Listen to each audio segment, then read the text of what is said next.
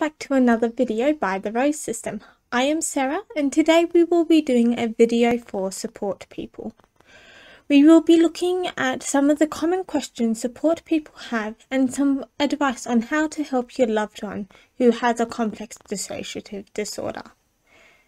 There is a lot of things in this video, so we have put in some timestamps with titles which will hopefully be helpful. The advice is specific to helping someone with DID or OSDD, but many of the tips also apply to other dissociative disorders and anxiety. Let's get into it.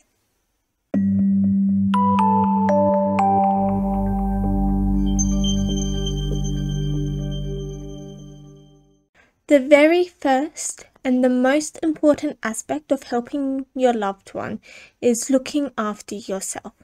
Helping someone with a dissociative disorder is challenging, and if you are not looking after yourself, you won't be in a place where you can help. Please look after yourself. This can look like a variety of things. It can mean going to see a therapist or having some support people yourself. It may look like setting boundaries with your loved one and maintaining them. It can be making sure you get outside time to go for a walk or a run.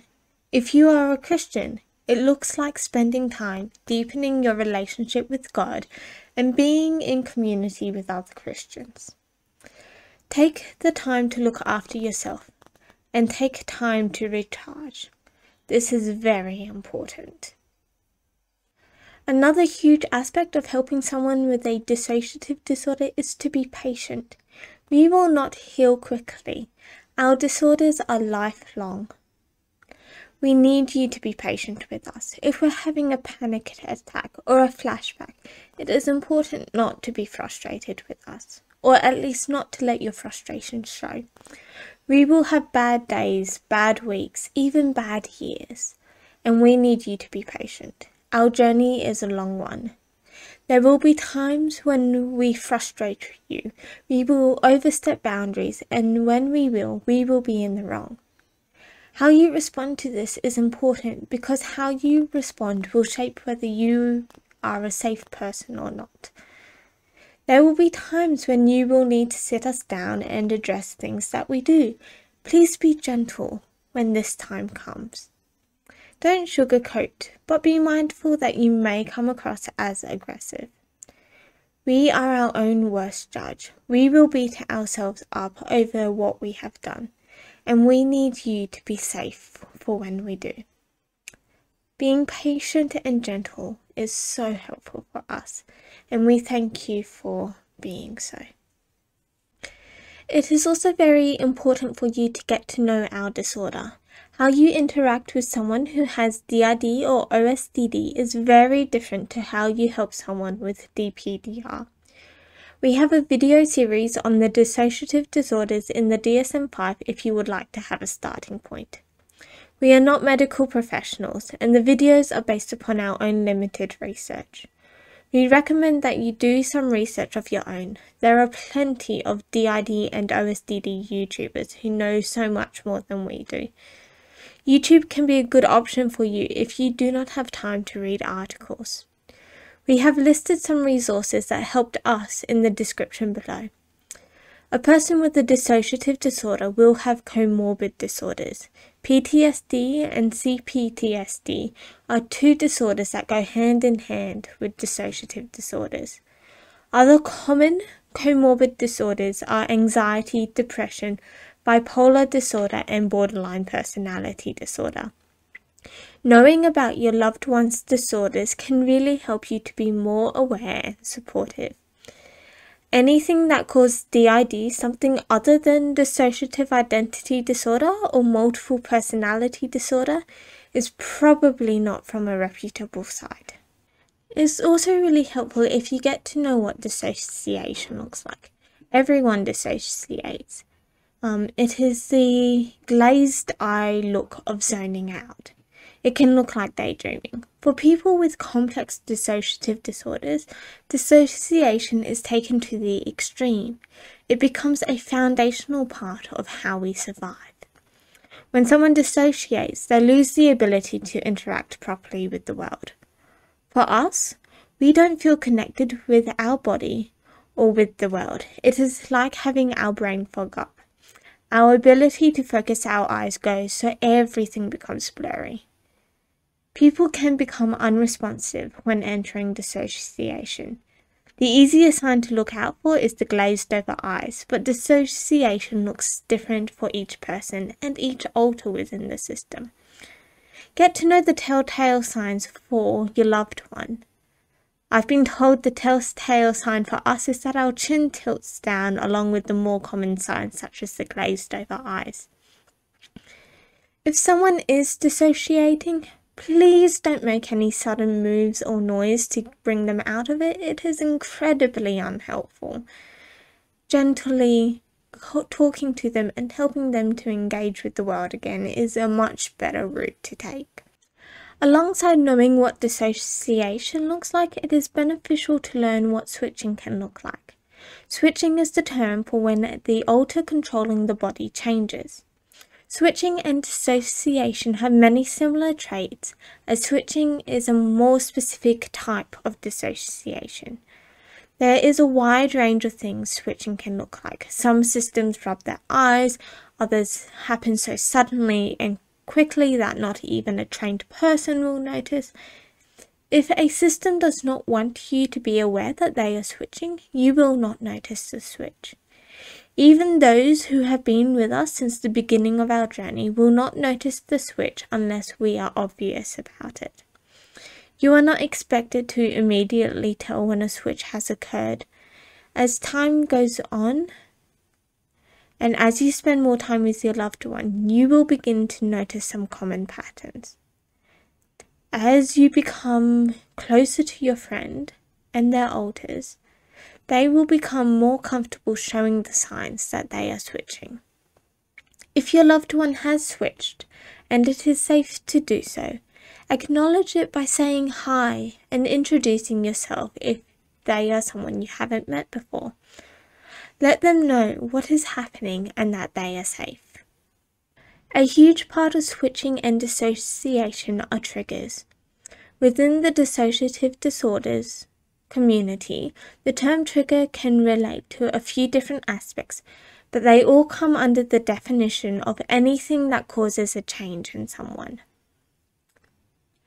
A trigger can be anything, and it is important to get to know your loved one's triggers. A negative trigger causes things like flashbacks and panic attacks. It can cause a distressed alter to front. Some common negative triggers are unexpected physical contact, loud noises, raised voices, and sudden movements. It is important for you to become aware of your loved one's negative triggers.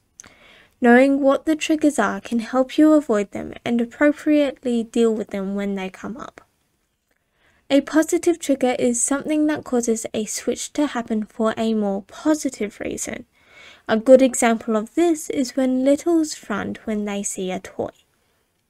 Whilst these are seemingly good, it is not always safe. A little fronting in public alone is not safe. Knowing positive triggers is just as helpful as knowing negative triggers, as it may be important to avoid them. Never deliberately trigger someone. Never use positive triggers to bring out an alter. It is only okay if they give you permission, and that permission is limited to one time. Never ever trigger someone without their explicit permission, and never in a way they haven't told you is okay. Never abuse someone's triggers. It will earn you a one-way trip to never being safe again. If your loved one is dissociating, switching, having a flashback, panic attack, or anxiety attack, grounding is a very important tool to have. Grounding is the use of the senses to help someone connect to the present. There are a variety of methods to help someone ground, and we will go through some of the more common ones. Firstly, controlled breathing is helpful for someone who is hyperventilating or taking very few shallow breaths. The one that we use is in, 2, 3, 4, and out, 2, 3, 4. Depending on the breathing pattern of your loved one, this can be changed. Start by matching their breathing rhythm, then slowly adjust to a calm, controlled pattern. This can take a few minutes and can take many attempts. Throughout grounding, it is important to keep your tone calm and even. Talk to your loved one about what tone is best for them. We need a gentle voice that is confident. Whilst talking to them, it is helpful to let them know where they are, who is around, and that we are safe. It may also be helpful to let them know what date it is, because when we enter flashbacks, we lose sense of when we are. We believe that we are when the trauma happened. Sensory input can be both overwhelming and important, so talk with your loved one about what is helpful for them. Do not initiate physical contact without permission, but things like fidget toys, sequin pillows, and a soft toy can be helpful when one is dissociating. I am hoping to do a video on what is in our grounding box for some ideas. If physical contact is okay, a hand squeezing exercise can also be very helpful. You squeeze for 3 seconds, and then they squeeze back for 3 seconds, and this pattern is repeated. A hug may also be helpful if consented to. All physical contact should be consented, especially if your loved one is struggling. Some people also respond well to smells. Be careful not to overstimulate the person you're helping, so using all the strategies at once is not helpful. As your loved one opens up, they will be able to give you more direction on what is helpful for them. If your loved one has alters, then it can be confusing about how to react. The most important thing to realize is that this alter is a part of your loved one. Whilst they are a part of your loved one, they are also separate to your loved one. They were created by God for a reason. They have a purpose and a life. They enabled your loved one to endure the trauma that they have gone through. It is helpful to accept each alter for who they are. You don't have to like them, but please accept them. Respect each alter and get to know them for themselves.